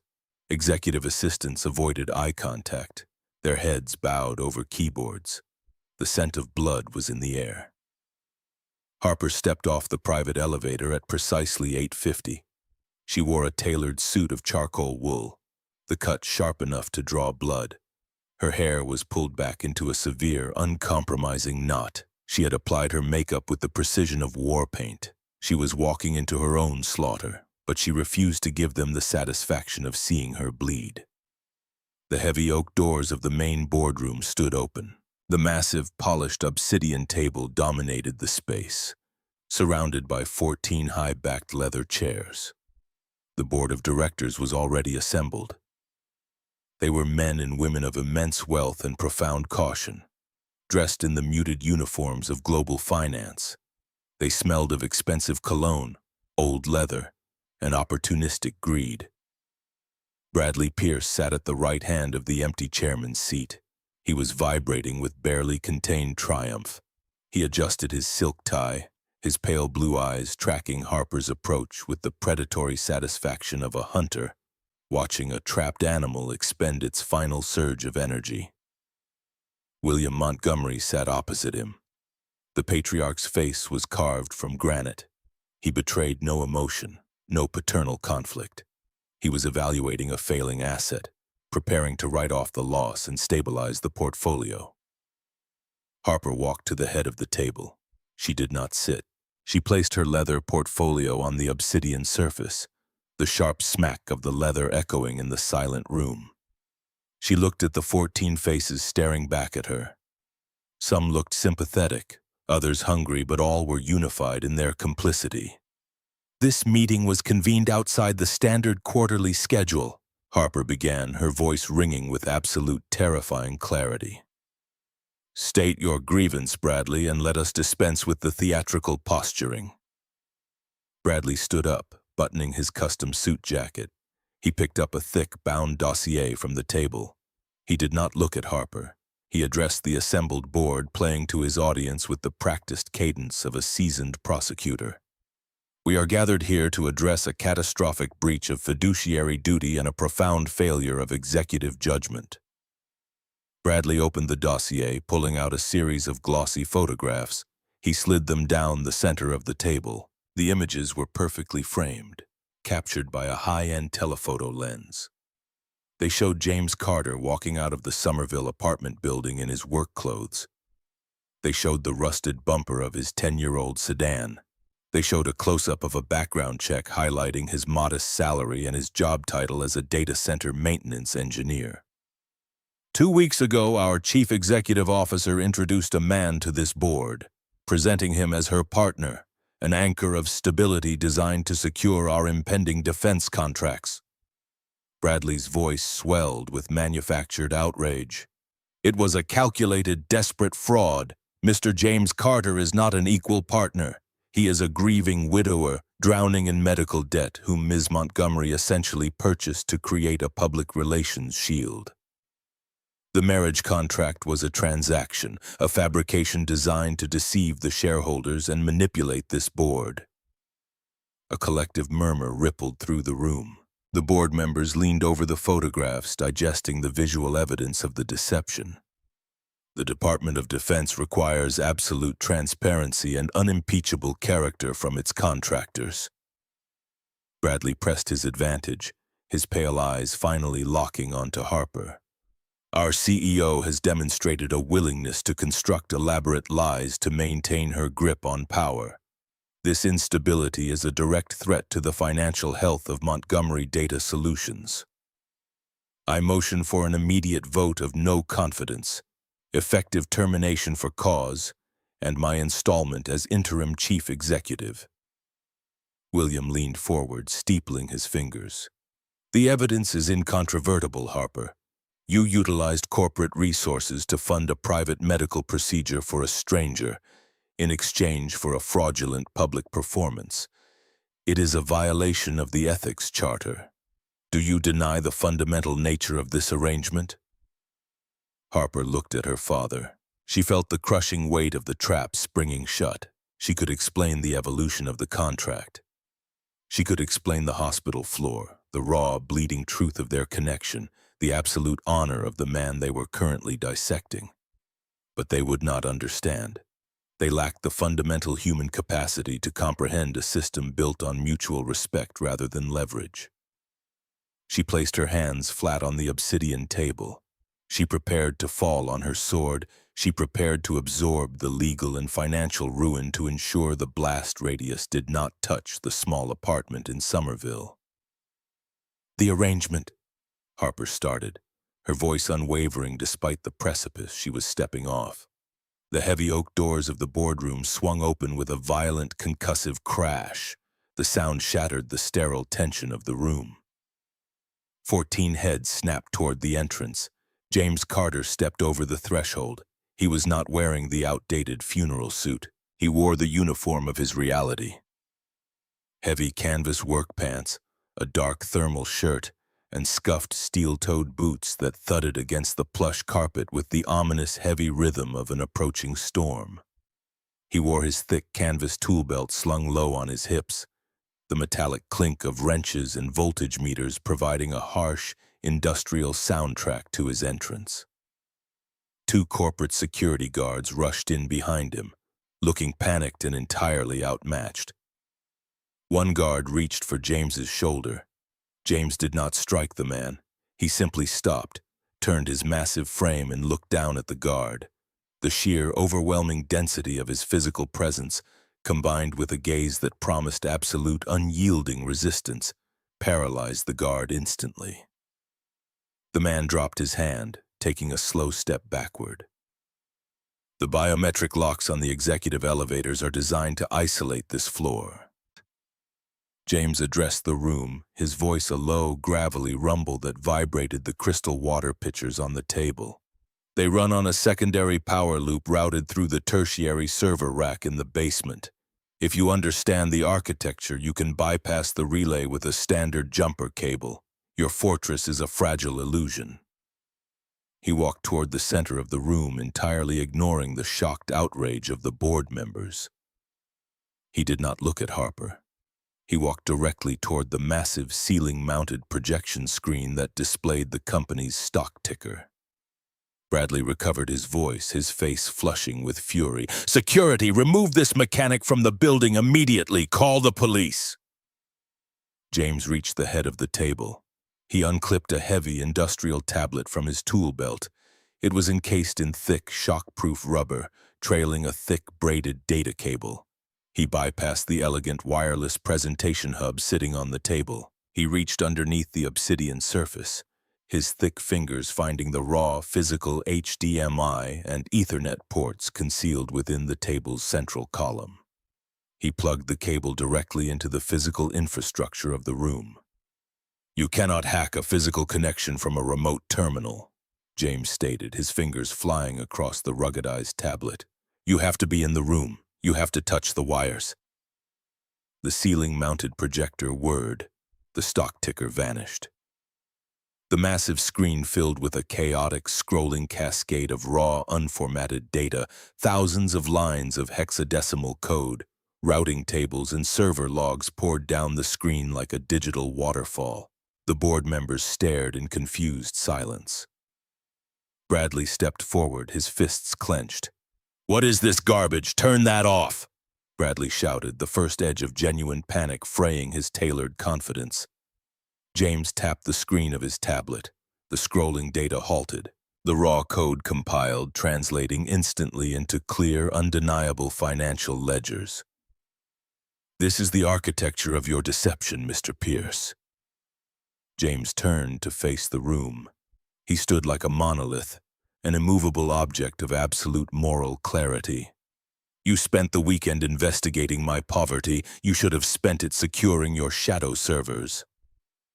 James highlighted a block of transactions on the massive screen. The text was large, bold, and highlighted in glaring red.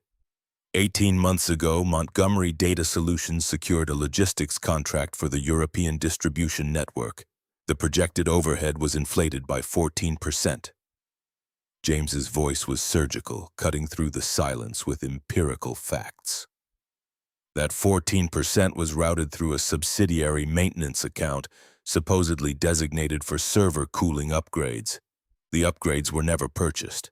The funds were diverted into a decentralized blockchain ledger, which then funneled the capital into 3 offshore shell companies registered in the Cayman Islands.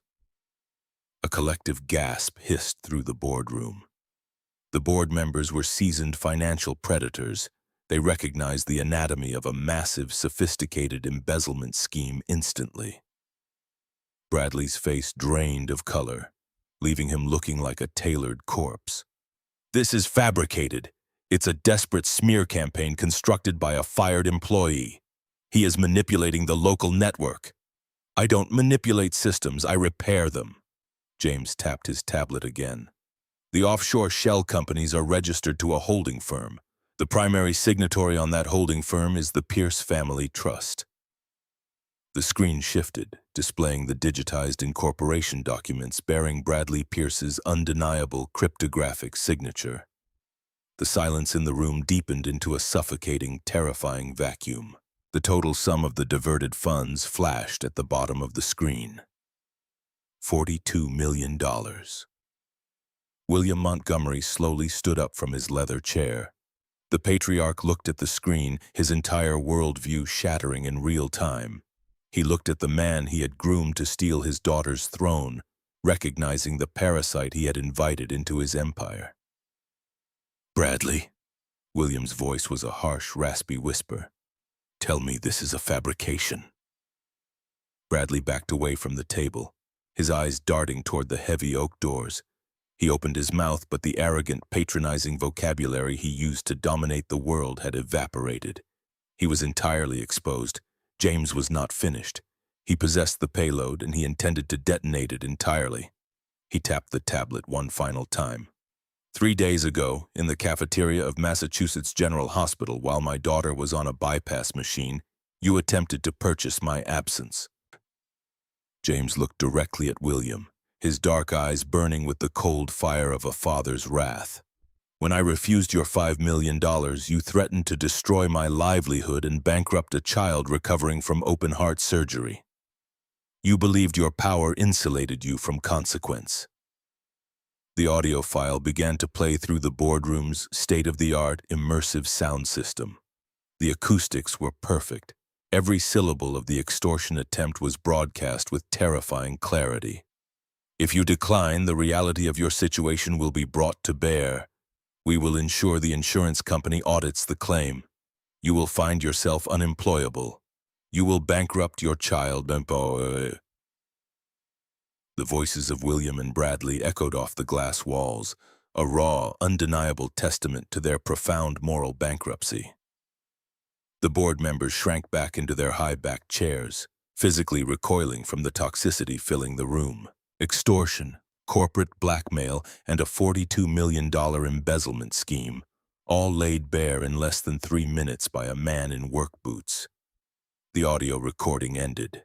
The silence that followed was absolute, heavy with the stench of a fallen empire. James unplugged his heavy data cable. He coiled it slowly, methodically, clipping the ruggedized tablet back onto his tool belt. He looked around the room, his gaze passing over the horrified faces of the corporate elite. He had invaded their sanctuary, dismantled their warlord, and exposed their corruption, all without raising his voice. "I might be a mechanic, but I fix the infrastructure that you parasitic cowards break." James's voice resonated with the uncompromising force of absolute truth. "I build things that endure.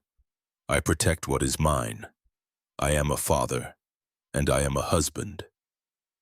He turned and looked at Harper. She was standing at the head of the table, her hands trembling, her eyes wide with shock, awe, and a profound, overwhelming love. The armor she had worn into the room was gone, replaced by the staggering realization that she was entirely, ferociously protected. The heavy oak doors opened again. This time, it was not corporate security. 3 agents from the Federal Bureau of Investigation's white-collar crime division stepped into the room, flanked by 2 uniformed Boston police officers. The localized network alert James had triggered during his data extraction had simultaneously forwarded the encrypted packet directly to the regional field office.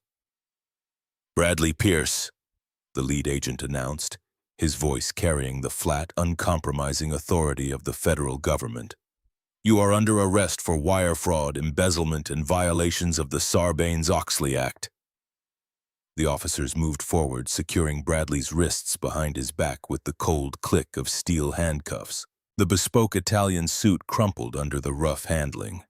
Bradley did not speak. He looked at the massive screen, the red numbers condemning him to a concrete cell, his inherited arrogance completely annihilated.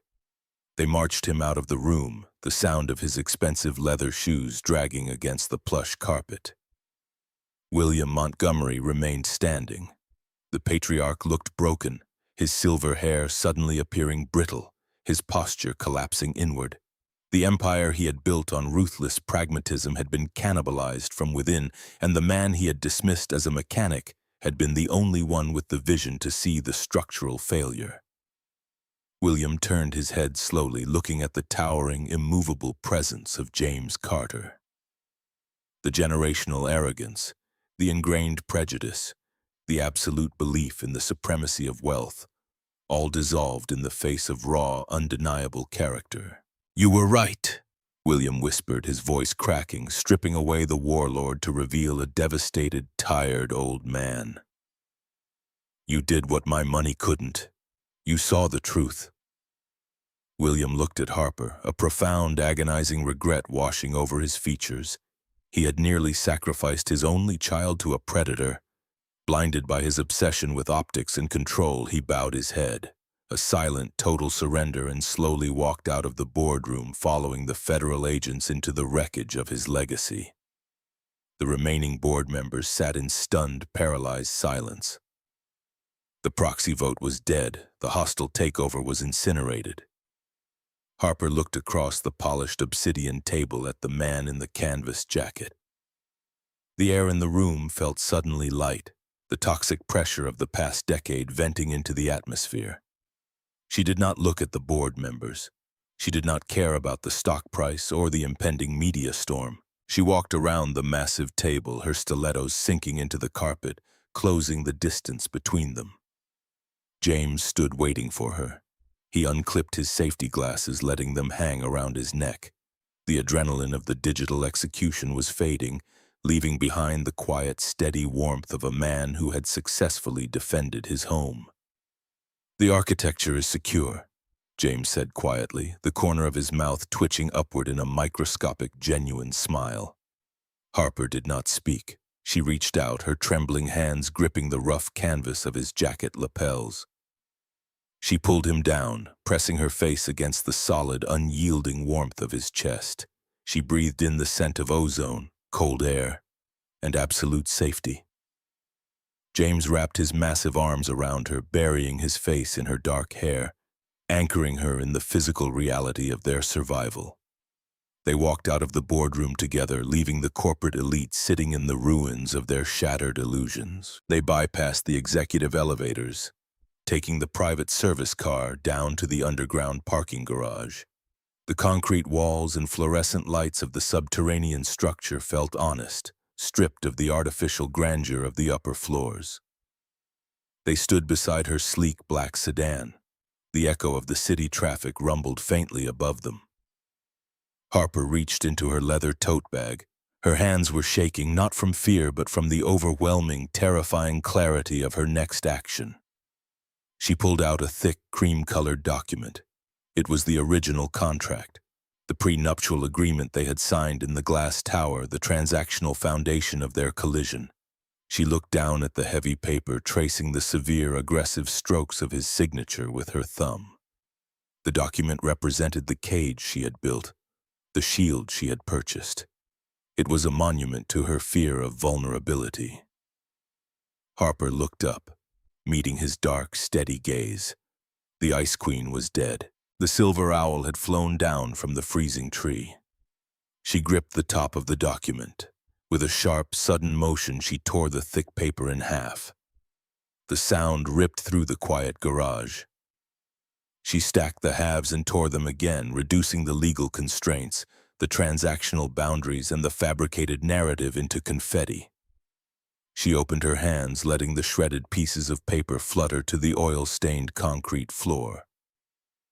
"I don't want this protection to be an act," Harper said, her voice raw, trembling with the absolute, terrifying demand for genuine vulnerability. "I don't want a shield, I want a husband." James looked at the shredded paper on the concrete. He looked at the woman standing before him, stripped of her armor, offering her entirely exposed, brilliant soul. He felt the heavy, calloused layers of his own grief, the defensive walls he had built after Sarah's death, finally crumbling into dust. He reached out, his thick fingers tangling in the hair at the nape of her neck. He pulled her close, eliminating the space between them. "Our family was never an act," James murmured, his voice a low, resonant vow that vibrated against her lips. "The contract was just the permission we needed to find each other." He kissed her. It was not a calculated public display. It was a collision of raw, desperate need and profound, undeniable reverence. It was the kiss of a man who had fought a war to protect his sanctuary and a woman who had finally learned how to build a home. The concrete garage vanished. The corporate empire faded into irrelevance. They stood in the quiet darkness, anchored together by the absolute, immovable weight of genuine love. 2 years later, the brutal Boston winter had surrendered to the vibrant, humid embrace of late June. The sprawling backyard of the newly purchased historic colonial home in Brookline was a chaotic symphony of life. The air smelled of cut grass, blooming hydrangeas, and the faint, sweet smoke of a charcoal grill. James stood on the wooden deck, wielding a pair of heavy stainless steel tongs. He wore faded denim shorts and a charcoal-smudged t-shirt. The tension that used to cord the muscles in his neck and shoulders was gone, replaced by the relaxed, easy posture of a man existing in a state of absolute peace. He flipped a row of thick burgers on the grill, the sizzle of rendering fat masking the distant hum of suburban traffic. He looked out across the expansive green lawn. Chloe was sitting cross-legged on a large, checkered picnic blanket. She wore a bright yellow sundress, her bare feet stained with grass.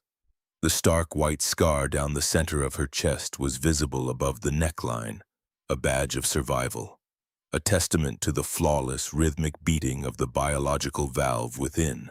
She was 9 years old now, her face losing its fragile pallor, glowing with the robust, uncontainable energy of a healthy child.